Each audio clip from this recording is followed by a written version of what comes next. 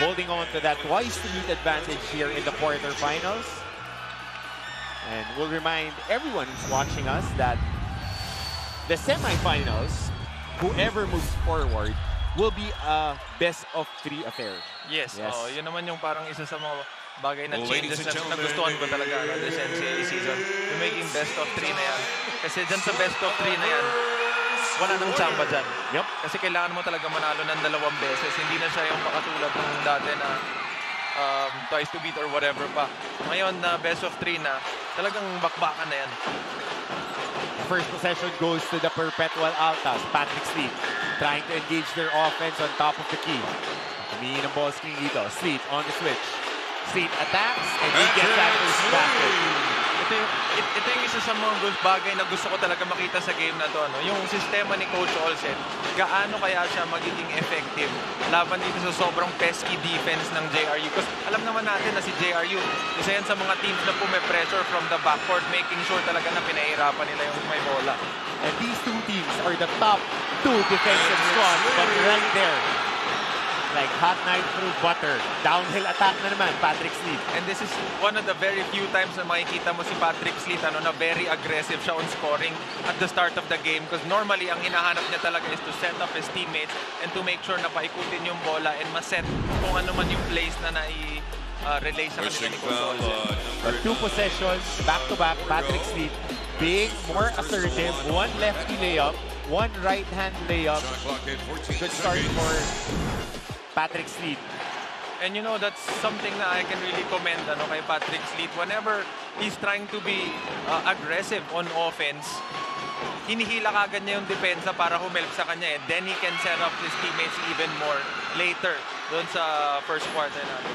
Which is also an underrated facet of his game. How well he passes. Ito na nga yung passes sa kanto. Masado at sigurado sa unang pukol sa labas. Si Mark Goho Cruz.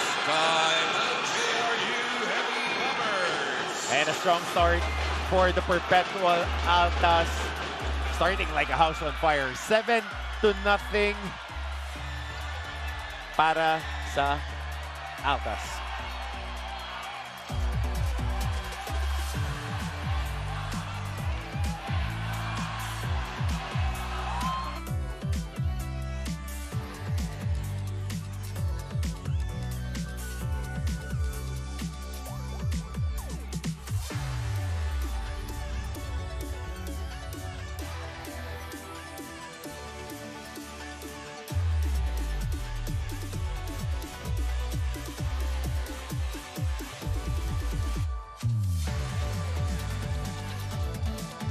Tayo ngayon.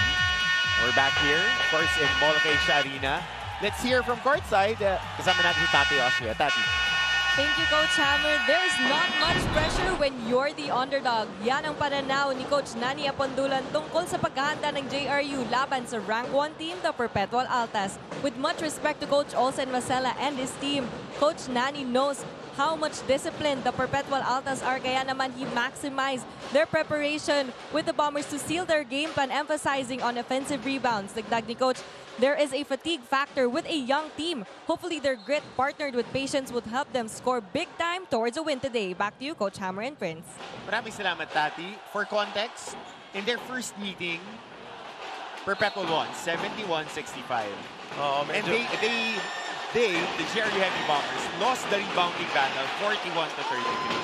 And again, alam natin parehas na itong Perpetual, medyo malalim talaga yung bench nila. And when it comes to their big guys, masisipag din itong mga big guys nila. And talaga namang makikita mo yung battle na binibigay nila sa ilalim when it comes to getting those offensive rebounds. Nabanggit din ni Tati kanina na very disciplined itong Perpetual. And ever since the beginning of the season, paulit-ulit kong sinasabi na hanga ako kay Coach Olsen kung paano niya buy in itong Perpetual dun sa sistema na gusto talaga niyang itakbo ng isang team. And discipline is doing well for them. Number 1 defensive team, limiting their opponents to under 66 points a game to just at 66. And they don't foul. Yan ang number 1 na telltale sign, no? Pag hindi po ma-foul ng team, kaya lang natawagan na si John Apis na ubusan ng espasyo si Lance Benitez. But Again, Patrick Steed being aggressive Pushing foul at opens number up the 14, windows John para dito kay Abis. Mark Goho Cruz for that triple. John Salvador, That's first Jay assist. Second Garcia. assist on the elbow naman for John Abis. Oh, and balikan natin ito si Patrick Sleet, ano? Kung aggressive ka sa beginning ng game, ang tendency talaga is to really get the defense involved and make sure na they collapse whenever you try to attack. And yun, I think, yun yung naging goal nitong si Patrick Sleet the past few games. Ano? I-involve yung defense as much as possible to open up itong sila MGC and sila Abis for the drop pass and the kick-outs para maaga din nila makuha yung rhythm nila. And once makuha nila ng maaga yung rhythm nila, everything's gonna be so much easier for the Altas. And that's what's happening right now. With the aggressiveness of Patrick Steed, it just puts a different kind of pressure sa depensa ng JRU. Parang siya yung missing piece na hinahanap ng Altas dito sa mga previous seasons nila. And you know, that's something big para dito sa Altas and na-maximize talaga siya ni Coach Olsen. Margo, Goho Cruz, Abis, pasa kay Nunez. Nunez sa ilalim. Jericho Nunez. Kitang-kita mo kung paano nila in-open up yung defense na yun. JRU resulting to a zone defense pero min-maximize pa rin ng Perpetual yung pag-ikot ng bola to make sure na may kumuha nung tao dun sa gitna, mag-collapse yung defense and to get those drop passes na open sa ilalim. And first field goal here on JRU. Sean Salvador knocking down that jumper. And the push was, let's see kung rin natin na itawag. Ito yung pasa, interior passing, which is very good. Last game para sa Altas. Tough shot from Sean Salvador. Tough shot pero isa yan sa mga spots talaga na hinahanap nito ni Salvador. Ano, yung short corner at saka yung perimeter jumpers na yan. Don't let him take those shots kasi yun yung mga hinahanap niya. And what a nice pass kay Sleepy Boy. Getting that middle guy defender for that drop pass para sa kanyang teammate. And precision attack. 6 out of 6 to start off the game. Ang Perpetual Altas, all with Patrick Sleet being involved. 3 assists, 4 points for Patrick Sleet to start off the game. Ang ganda, napakaganda tignan itong Perpetual ngayon. Ano? And as you can see, meron tayong score na 13-4. Perpetual is up by 9 points. Yep. So, dyan sa 13 points nila na yan, halos lahat involved itong si Sleety Boy. Ano, makikita natin kung gaano niya kinokontrol yung game dito and kung gaano kalaki yung impact talaga nito ni Sleety Boy dito sa Perpetual. And good interior passing on the side of the JRU Heavy Bombers. Ivan Panapanaan getting on that dunker spot and just shooting that off the glass. Oh, and as a big man, Coach Hammer, no, parehas naman tayong big man, alam natin kung gaano kapalagi na open talaga yung ilalim na yan. And pag hindi na-recognize yung open end, sometimes it frustrates you. It frustrates us to the point na parang hindi mo ba kami nakikita na na-open kami. But if you get into a team na very unselfish and hinahanap talaga yung mga open na yan sa ilalim, kahit ako, gaganahan ako kumuha ng rebound, gaganahan ako dumipensa dun sa mga big man nila kasi alam ko na mare-reward ako eventually. Offensive rebound here by Perpetual. And good stop. Castillo with the rebound. Here comes Sean Salvador. Trying to go tempo, but miscommunication with Lorenaria on the sideline. Pero going back to your point, Prince, yung playing big, ang laking bagay, no? Na nakakahawak ka ng bola, Yes. nakakahustle ka. Oo, kasi normally nga, hindi mo nga kailangan makashoot eh. Yung feeling lang na nakikita ka nila, napapasahan ka nila, nakakahawak ka ng bola, may touches ka. If kahit na hindi mo ititira, ipapasa mo lang din naman, iba yung pakiramdam nun para sa big. Kasi na-up nun yung confidence mo as a big na okay, naniwala din pala sila sa akin. And speaking of big guys, 8 points out of the 15 coming from the big guys, Jericho Nunez and John Abis. Dagdag mo pa yung dalawang layup ni Patrick Steed, number 1 team when it comes to scoring points in the paint. Sean Argo. And the transition layup. Oo, and again, kanina ang binanggit ko sa'yo, ano, yung JRU, meron silang pesky defense. Pero parang baliktad ang nangyayari, ano? Yung Perpetual na very aggressive on offense, very aggressive din sila sa defense, forcing turnovers para dito sa JRU and making sure na ma-maximize nila yung napakagandang start na provide nila offensively by Sleety Boy. And this is when Perpetual is really tough. Dahil they are the #1 defensive team.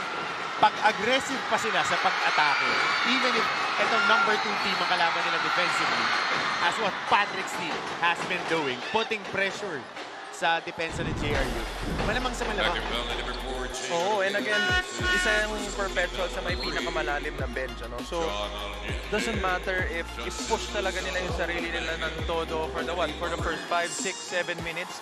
Paglabas niyan yung papasok, alam natin pare-parehas na same intensity din ang ibibigay nila. Hindi sila magiging #1 ng kanilang mga bracket kung hindi effective yung ginagawa nila. Yep. And as we see Patrick's team shoot these free throws, the starters of the Perpetual Health Altas are the #2 scoring starting with 43 points. And a lot of people were asking, is the bench ready to step up? Parehas tayo na sinasabi na they're ready. Their intensity is always right there. Yes. And again, hindi lang naman, sometimes people tend to look at being ready as ready ka kasi sumut eh. But sometimes that's not the case. The energy can be provided by pressuring, by giving those extra passes, by getting those extra rebounds, extra possessions. Sometimes yun yung mas malaki pa yung energy na napo-provide rather than making a basket. And so a lot of people, iba yung pag-view nila dun sa energy na napo-provide ng second group. Samantala, layup ni Lozano, Binale, wala. Skip pass, Sean Argente off the rim. Argente trying to attack the defense of MGC, getting enough daylight for that floater. And he misses it. Look at how the big guys of Perpetual are battling and rebound right now. Ano? Again, isa yan sa mga result na pwede mong makuha kapag nakakahawak ng bola yung bigs. Kasi gaganahan sila yung energy na nadideplete sa kanila sa rebound, sa depensa, sa box out. Napapalitan yan kapag nare-reward sila ng mga magagandang pasa. Speaking of nice passes, off the swing, Sean Orgo knocks down a triple. Perpetual making sure na yung dominance nila maramdaman talaga ng JRU na hindi sila magna #1 nang wala. And getting a backdoor basket here with the answer was Sean Argente. So this is crucial for the Altas. Papasok na yung kanilang 6, 7, 8 guys. Alcantara na una na. Casinillo and Moral are on deck to go in the game. Goho Cruz para sa 3. Oh, good defense there by Larenaria. Substitution for the offense, LA Casinillo. So good read there by Alcantara of the ball screen action. Okay, pag-usapan natin itong offense ng Perpetual. Ano? Kanina sinasabi natin na nai-involve nila yung mga teammates nila, the big guys, the wing guys na nakakatira sa labas, drop passes. Kung ikaw yung JRU, paano mo ngayon didepensahan yung Perpetual knowing na kapag pre-measure mo yung guy na umahanap ng pasa at shoot, eh hindi magsi-step up yung mga teammates niya na nakakuha na ng Raider, di ba? So wala kang choice. Are you gonna help or are you not gonna help? Kasi parehas yun. I think meron silang may makukuha. And this is one of the best answers that they could do is to also attack the defense of the Perpetual Altas as Lozano, Justin Lozano going downhill and finishing that layup. I mean, if hindi ka makakuha ng stop dahil sobrang ganda ng opensa ng kalaban, huwag ka nang ma-disappoint. Alam mo naman at the end of the day na pag hindi ka nakakuha ng stop, makakashoot sila, labanan mo na lang din ng shoot. Kasi kung makakashoot ka, makakashoot sila, eventually makakastop ka rin eh. Pero kung makakashoot ka pa rin, step by step makakabawi ka. And JRU dropping into a 2-3 zone. They get a stop here. Lozano. Garupil who had 15 points and a career-high 4 made 3-pointers last game. Floater, Argente, kick out. Lozano for 3. And he knocks that down. Napaganda pa itong tira ni Argente, ano? And extra possessions giving life to the offense of the JRU Heavy Bombers. They trim down the lead to 9.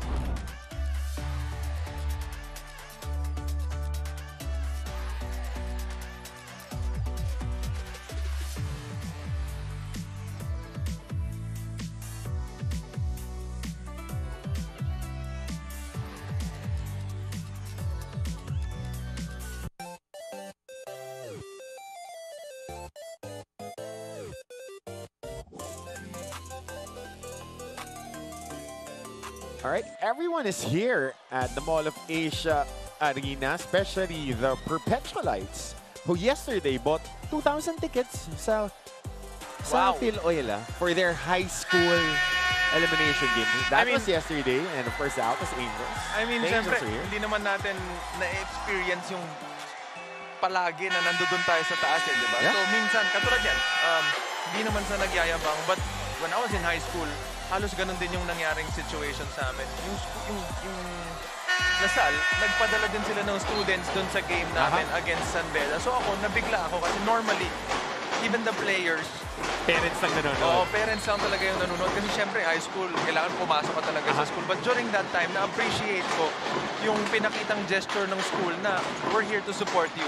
And we're sending some of your classmates, schoolmates, dyan sa arena para suportahan kayo na naglalaro. Kasi parehas tayo ng school parehas tayo ng pinaglalaban. Saka magkakaklase pa. And So, dagdag na boost yun para dun sa mga course. players. And a stop here by JRU, but turnover by Lorenaria of that attack. Now it's the last three-pointer by Justin Lozano prior to the timeout, which trimmed down the lead to single digits. Here comes LA Casinillo. Had a good game in their last elimination game against the LPU Pirates. Maglupay to Labot. Maglupay driving to the baseline. Passes it in the elbow kay Buray. Casinillo with 6 seconds on their shot clock. Getting hounded by the defense. Argente. Good stop there. Garupil going downhill. Jay Garupil, specialty of the house. Ano kaya sa tingin mo yung naging changes para dito sa Perpetual after that timeout? Kasi parang nagsa-struggle pa rin sila when it comes to running their offense, ano? Well, for one, Prince, nag-drop to a zone ang JRU. This has been very fruitful for them when they played against EAC. And if we're looking at averages when it comes to three-point shooting, as we see Jay Garupil going downhill. Three-point field goal shooting of the Perpetual Altas is only under 24%. So Okay. they're gambling on this. They're egging Perpetual to shoot. Oo, and normally kasi, if you're really gonna look at games, yung numbers, they don't lie. And very seldom you see teams go over their average, Yep. ano? So if you're getting 24% from the three-point field, kung maglalaro ka nga naman ng zone, sa apat na ititira ng Perpetual, Isa lang ang masushoot. chances are, isa lang ang masushoot. Baka wala pa. So susugalan yan dito ni Coach Nani Ipondolan. Maglupay, wala yung kanyang layup. Stop na naman. 4 consecutive stops for the And- Heavy Bombers. And throughout the years, yan ang sinasabi ng lahat ng coaches. Ano? Di baling talunin nila tayo sa labas Huwag lang sa kesa loob. talunin nila tayo sa loob. Kasi napakalaking energy boost kapag ka sa loob nakakashoot ang Kalaban. kalaban. And a foul here on that rebound play, and that will be called against the Perpetual Altas. They are in the penalty right now. Oo, parang medyo in shambles itong Perpetual. Ever since lumabas yung first group, kanina pinag-usapan din natin kung ano yung energy na pwedeng i-provide nitong second group. But so far, they are really struggling laban dito sa zone defense ng JRU. Again, balikan ko yung sinabi mo na nakaka-discourage pag nakakashoot sa ilalim. Kasi whenever you play zone defense, di ba, alam natin na ang gusto natin talaga is i-collapse yung paint and to make sure na walang makapasok doon. Walang maka-attempt doon, walang makakuha ng rebound doon. Pero kung doon ka nila masusutan and hindi sa labas, yung effort na nilagay mo at saka ng mga teammates mo, parang nakaka-down talaga yun. Mababa talaga yung moral mo. Instead of boosting it and matulungan kayo by playing zone, parang lalo ka pang mahihirapan. Yep, guarding that shaded area, especially in space of a 2-3 zone. Ayaw na ayaw niya. Mapapakamot ng ulo coach mo as we see Casinillo dialing it from the outside. Offensive rebound by Poral. Wala nang oras sa kanilang shot clock. Naubusan dito. Another stop. And remember, JRU is also a very good defensive team. Yes. They are number 2 when it comes to limiting their opponent's production. But key stat dito, point differential. +5 parati itong Perpetual. Ang JRU tumatabla lang din. Oo. Doon. Balikan natin yung sinabi ko kanina prior to the start of this game. Nasabi ko rin na itong JRU is pesky defenders. Though yung first group nila medyo nag-struggle talaga. Maybe because of how Perpetual ran their offense during the first group. Kasi kung titignan mo yung first group and second group ngayon, yung spacing nitong second group, very far from the spacing of the first group. During the first group, nung naglalaro ng zone itong JRU, nasa spot sila. Dalawang shooter nasa corner, very patient, waiting. Si Sleety Boy hawak yung bola sa top of the key. There's a guy in the middle, there's a guy underneath. Sleety Boy calling the shots out and making sure na ma-involve niya yung defenders bago niya hanapin yung mga pasa. But in this case, dito sa second group nila, if you're gonna look at their wings, wala sila sa corner. Exactly. Medyo nakaangat sila ng konti. Nasa low wing area. And yun yung medyo malaking impact ngayon dun sa zone kasi pinadadali nila yung depensa at saka yung trabaho nitong JRU Bombers habang naglalaro sila ng zone kasi mas maliit yung ita-travel nila para makarecover. And so far, naging effective yung defense nitong JRU dahil dun sa maliit na changes na yun sa offense nila sa spacing. Last shot heave by Jay Garupiel. That was on time but didn't make it. And after that, very strong start of the University Perpetual Health System Delta, they settle into a 6-point lead, 22-16 after the first.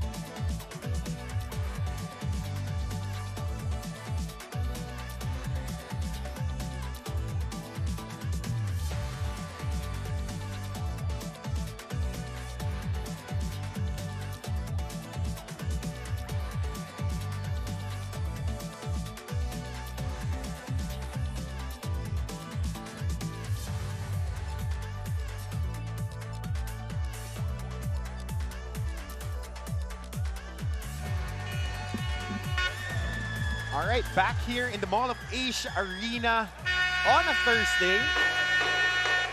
Big game for both squads. Perpetual holding on to a twice-to-beat advantage and a 6-point lead here at the start of the second quarter. And of course, Dr. Anthony Jose Tamayo, NCAA Policy Board member of the University of Perpetual Health System Delta. Inabutan mo pa ba na UPHR ang tawag sa kanila? Hindi. UPHSD na? UPHSD na. Oo, kasi parang yung last year was my rookie year. UPHR pa sila. Okay. 2013 yung akin. 2012, 2013. Okay, we see some changes dito sa lineup ni Coach Olsen in the beginning of this second quarter. From the first group, bumalik na ulit si MGC at saka si Sleety Boy. So this is big. Dahil nagra-run dito, kung nakakuha na ng bearings ang JRU, they're settling in on this 2-3 zone. We'll see how they would be attacking this. When your opponent kasi is playing the zone, dapat threat din yung big man mo. Yep. Hindi pwedeng nakatayo lang siya doon na parang nag-aantay lang ng bola. If you're gonna look at this second group, si Boral at saka itong other big guy, kanina si Abis yung nasa loob. Threat sila parehas. Makikita mo na very active sila in sealing their guys, making sure na baka merong reverse seal na basa. So involved pa rin yung tao nila na nape-prevent from helping dun sa mga corner guys. Right now, scoring in their secondary break. This is Perpetual Altas with Marco Cruz of the window. That shot. And galing yun kay Sleety Boy. Silang dalawa yung bagong pasok. Silang dalawa ulit yung involved dito sa unang basket. And that was a nice turn at the court. At that top of the key. Sa muling basket ni MGC. Gives using that length to his advantage. But right here, Sean Argente keeping that handoff instead of going for the handoff. And then, sinama lang yung mga bantay, drop pass kay Castillo, nakakuha pa na end one. And isa yan sa mga props, ano, kapag kakilala ka as a scorer, yung bantay mo, dadayain talaga nila yung defense sa'yo, making sure na hindi ikaw yung maka-atake by preventing yung mga yan, mga handoff, yung mga pasa na yan, i-deny mo yan para hawak lang na yung bola. Medyo sumobra lang ng konti na nakuha niya yung fake para dun sa drive na yun and that drop pass, ending for a basket and a free throw. And there you go. And we'll go to Tati Austria. Meron siyang update for us. Tati.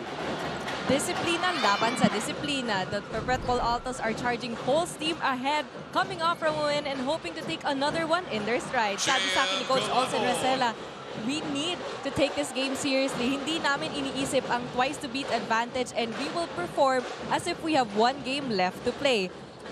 The one thing that they need to watch out for is complacency. Dagdag ni Coach O, they will shake off any body aches just to push through today's match with a mindset geared on defense. Now, just how important is having that championship mentality even this early in the quarterfinals? Back to you, Coach Hammer and Prince. Complacency is the opponent of consistency. Tama. And actually, hindi lang ano eh. Is tendency kasi ng mga malalakas na teams eh, no? Alam mo, may mga instances na yung mga malalakas na teams kapag ang kalaban nila is malakas, yung level of competition na nafe-feel nila mataas din. Kasi yung pride na sumasabay lang. Pero pag yung kalaban mo parang medyo nandoon sa mababang rank, parang yung complacency papasok yan kahit hindi mo iniisip. Kahit hindi mo iniisip. Kasi tendency yan ng tao eh, na parang okay, pwede tayo mag-relax ng konti kasi yung status nila sa status natin medyo malayo. So, hindi tayo kayang talunin yan. And then eventually, makakakuha sila ng momentum. Tapos mahirapan kayo makabalik. And speaking of momentum, of that rhythm jump stop, Sean Salvador knocking down a three. And suddenly, JRU is now back on track with only 5 remaining yung lamang. So again, being the playmaker. Oh, late call there by our officials, but Patrick Steve being the point of attack. So this was just a 2-pointer. The Big Toe was stepping on that line. Malino na malino kasi naka-yellow-green. Highlighter green eh. Tama. Itong si Salvador at saka si Argente, once they start to take over, doon sila nakabawi kanina. They made sure na na-involve nila yung teammates nila at yung isa't isa. Kasi parehas naman natin alam na sila talaga yung scorer nitong JRU. So, they try to get as much defender as they can para mahanap nila yung mga open teammates nila. So right there. And I bet referees are happy to see brighter shoes. Mas madaling malocate. Hindi mo na kailangan bilugan kasi may highlight na. Naka-highlight na. Vault shoes. Shooting 2. Kulay tennis ball. Actually, yung sapatos na yan, sobrang lambot yan. Binigyan din ako ng ganyan. Medyo bagay yan sa mga big man kasi wide yung pakiramdam. Tapos sobrang lambot talaga. I mean, kung ganun kalambot yung sapatos mo, tapos yung galawan mo, shifty ka pa. Diba? Parang ang sarap siguro nun sa pakiramdam. So on the free throw line is John Abbas. So that counts. Lead goes back up to 6. Here comes JRU. They have a little bit of momentum going. Duque. Pull up off the elbow. Patrick Steve. Quick outlet. Mark Gojo Cruz on the finish. That's a touchdown. Okay. So ever since bumalik tong si Sleety Boy, yung free throws na yan, yung layup ni MGC kanina, yung layup ni MGC ngayon, si Sleet pa rin yung involved. I think Patrick has 5 or 6 assists already. Hindi pa natatapos yung half natin. And at the same time, aggressive pa siya sa offense. Gotta call a spade a spade. This offense is flowing through the hands of Patrick Steve, but great defense by our #1 shot blocker, Ivan Panapanaan. Lorenaria, and just being strong and taking it to the chest of Patrick Steve. That would have been good defense, pero again, good offense pa rin dito kay Lorenaria, kasi na-make sure niya na mabigyan niya talaga si Sleet ng magandang contact. To the point na kahit na nakataas yung kamay ni Sleety Boy, bumaba at tumama sa braso niya. Nakakuha siya ngayon ng magandang foul. This might be a season high for Patrick Steed. Definitely for one half. 7 assists. See, that's what I'm telling you kanina eh. Once na na-start kasi niya ma-involve yung mga teammates niya and they get their rhythm going, yung sa kanya, madali na lang niyang hanapin eh. Especially yung scoring kasi alam naman natin kung gaano siya ka-dominant also whenever he wants to score, kaya talaga niya. And he set the tone right away. Yes. After the tip-off, after the jump, scoring at will. First 2 possessions, it opened up their offense a lot. The thing I see with Patrick Sleet, yung passing niya at saka yung vision niya, hawig ng kay Coach Olsen. Pero yung scoring niya, parang additional value kay Coach Olsen. Yep. Marco Cruz knocks down his second triple. Strong side help off the zone, leaving that corner wide open for that 3-pointer. 8 assists for Patrick Steed. Wow, ang ganda ng pasa. Okay.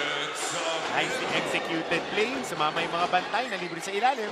Okay, sa mga hindi nakapansin doon sa play na yun, nag-start yan dahil doon sa napakagandang screen ng big man para ma-open up itong si Salvador, resulting for both of the defenders to show.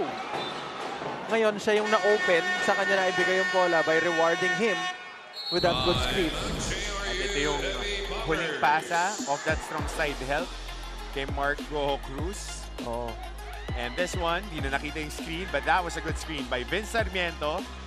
Right underneath the basket, being selfless and getting rewarded with that field goal. Down by 7 dito ang JRU.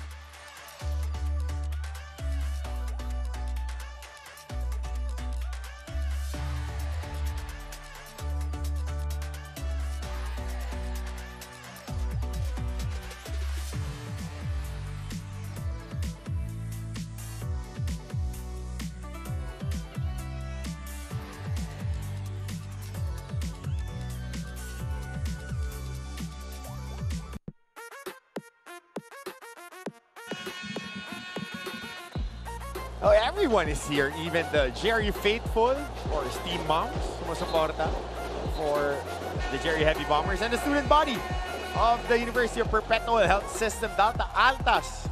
Like pagsasabi ko, kailangan kompleto. Siyempre, Kailangan kompleto dapat ganun talaga. Oh. And the Perp Squad is here.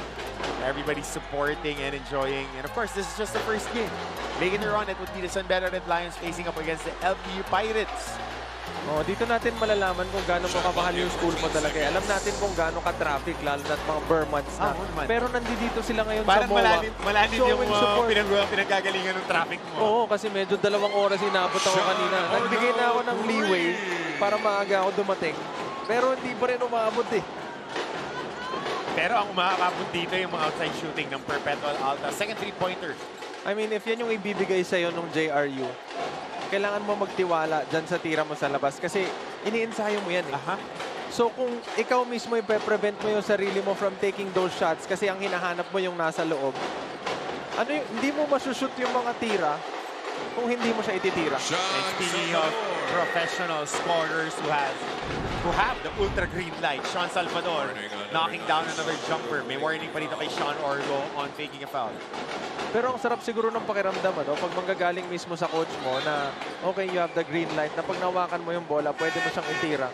Kasi alam mo na kahit anong klaseng pasa ibigay sa'yo, may green light ka na pag tinira mo, mamintis mo man siya, yung susunod, sasabihin pa rin sa'yo ng coach mo, tira mo lang ulit. Yeah, and those are afforded to scorers like Sean Salvador. Nakuha mo ba yun? Nakuha mo ba yung ultra green light? Oo, nakuha ko. High school, tsaka college, no? Pero hindi sa labas. Oo, sa ilalim. Kumbaga pag nakapwesto na ako dun sa spot ko, dun sa low post or sa high post, hinahayaan na ako ng coach ko to the point na, pag nawakan ni Prince yung bola, basahin niyo siya kung saan siya pupunta.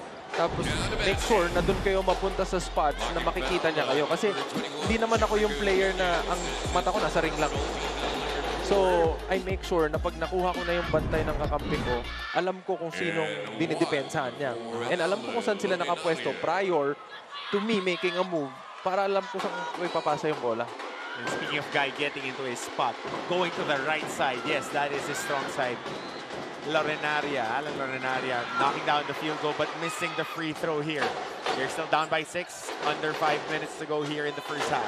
Oh, and if ang kalaban mo yung mga teams na malalakas na very seldom magkamali, dapat yung mga maliliit na bagay katulad ng free throws, dapat sinisigurado mo na yan.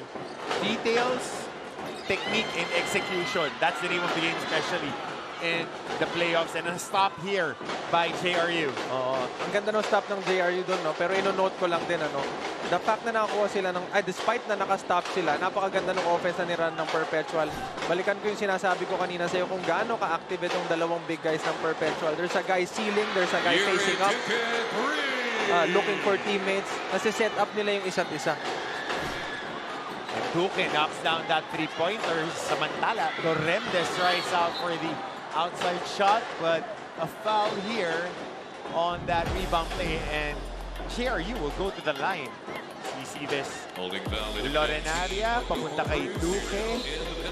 Sakto-sakto, diretso. Pero challenge yun, I mean, yung mga ganong klaseng challenge, normally, sina-shot fake yan. Kung hindi ka kung wala ka ng green light, most probably shot fake mo yan or quick reverse mo yan. But if you have that green light and that confidence na itira yung mga ganong klaseng tira, ititira mo talaga yun. And in that case, na-shoot niya.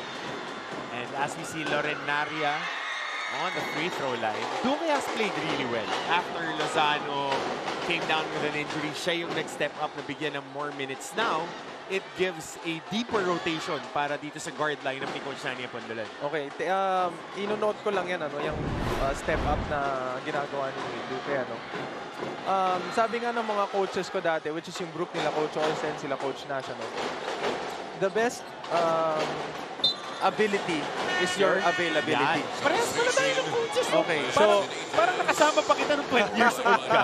Parang naaalala ko. Okay, going back to availability.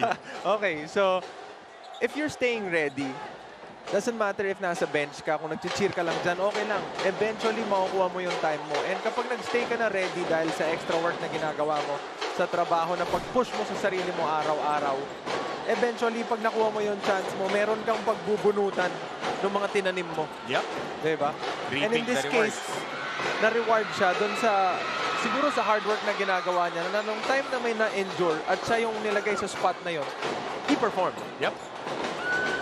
And Sean Orgo, another triple on the way, but offensive rebound being taken care of by Nunez.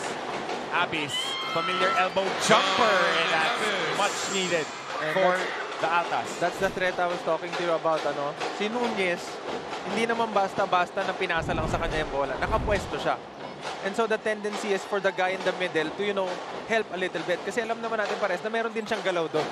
Opening up itong si Abis doon sa high post, elbow, na makakuha ng pasa. And threat din siya doon kasi spot niya yun . Yun yung mga pull-up jumpers or jump shots na binibigay sa kanya ni Coach Olsen. Paborito niya yun. Lalo na dahil galing siya sa sistema na triangle, sanay sila na umatake off that kill box sa elbow. Yung mga jump shot na yan, one dribble floater, yan yung talagang bread and butter nitong ni Abis. Babalikan natin ang ating mga kwentuhan dito. 4 ang lamang ng Perpetual.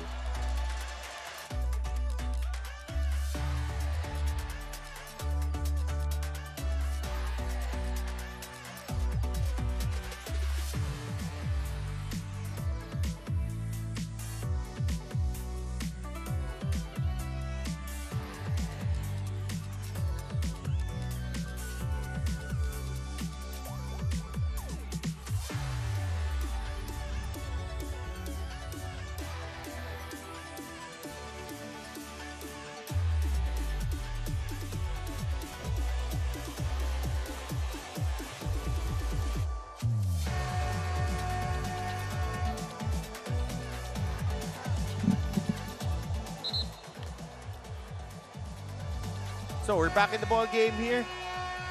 Down 4 ang JRU with them getting a little bit more rhythm here, Prince. Oo, nakukuha na nila yung rhythm nila pero hindi sa opensa nag-uumpisa. Yep. Diba? Dahil noon itong JRU sa being them having that pesky defense, nakakakuha sila ng mga great stops dito sa Perpetual, leading into great offense. And of course, Boston Tamayo, sports program head ng University Perpetual Health System Delta, enjoying the action here. Magandang umaga sa'yo, boss. Oo. Nakalaro ka na ba sa Perps? Oo, isang beses lang. Ganda ng court. Ganda ng court. Ganda ng court. Si Anton ang madalas maglaro doon eh. Mamaya makasama si Anton. Doon ko nakikita yung mga highlights niya eh. Oo. Mga bababaan ng balikat. As we see here, another incursion inside na hindi na-convert but good defense by JRU. Just providing enough friction here. Casimilio para sa 3. And on that rebounding scramble, MGC gets wiped out to the baseline. Okay, if you're Perpetual and you're missing, I think Perpetual has missed most of their 3-point attempts the past few possessions they got, except nung nasa loob si MGC kanina and kasabay ni Sleety Boy. Anong option ang susunod mong hahanapin? Well, you gotta crash the boards. Yan lang ang kaya ang sagot dyan. Pag sinona ka, crash boards ka and napapasahan na yung bigs. So you have to really be adamant. Kung magmintis, mas malaki ka, mas kailangan kuhanin mo yung rebound. But right now, we're seeing them using another shooter in Pagulayan. Yan ang sinasabi natin, offensive rebounding. It's another answer to that question that is presented to them, which is the zone defense ng JRU. Oh, and again, during their first face-off, during their first game, kalaban yung JRU nun, matatandaan mo na nanalo sila sa rebound. Yep, 41 to 33. And malaking factor yun, especially if zone ng kalaban mo, pero mananalo ka sa rebound. Imagine the extra possessions na makukuha mo. The fact that yung zone, ang main purpose niyan is to limit the offense into one possession per possession. And to let them settle on outside shots and not get into that shaded area. Okay, balikan ko naman yung question ko sa iyo kanina. Yung magiging point of attack nila when it comes to zone dahil hindi lang ma-shoot yung tira sa labas. I think they should involve the bigs even more. Doon sila mag-umpisa ng atake ngayon. Kasi once they entry the ball to the bigs, hindi naman bakaw yung bigs nila. Yep. So if they give the ball to the bigs, that gives the signal to the zone to, to collapse in the middle. And once they collapse, mas makakakita sila ng mas open na tira rather than dun sa mga 3-pointers na they were taking earlier na contested. Samantala, offensive rebound again for Perpetual. Mintis ang subok ni JT Boral. Durendes, pasa sa ilalim. That's what you're looking for, Prince. That interior passing. They swing it outside. Boral settles for a 3. Long board, taken care of by Lorenaria.